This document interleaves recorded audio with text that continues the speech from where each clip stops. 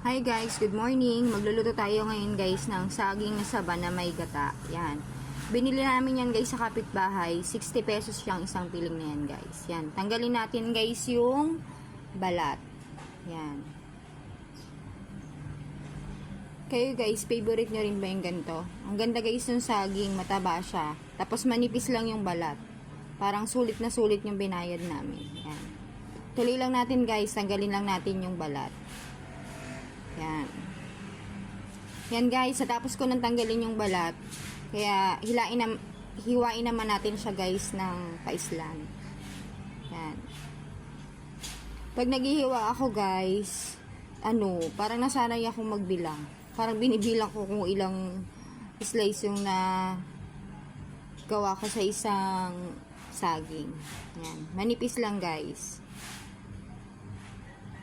Yan. Ang init ngayon guys, no? Parang sarap kumain ng saging con yelo. Pero itong ginawa ko, gagataan ko lang siya guys eh. Yan.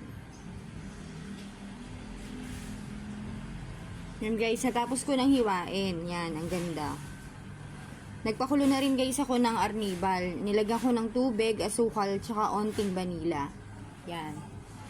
Wala ko nabiling banana syrup. Masarap sana yan pag may banana syrup. Yan. Kulo na siya guys, kaya pwede na natin ilagay yung saba.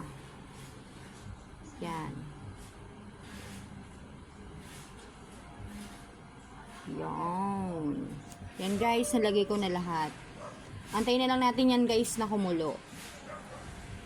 Yan. Bumili na rin ako guys ng gata. Yan. Yan guys, kumukulo na. May mga lumutang na dumi-dumi. Parang dagtayata yan. Kaya tanggalin natin yan guys. Parang dagtaya tayo ng saging. Hindi ko alam kung anong tawag dyan.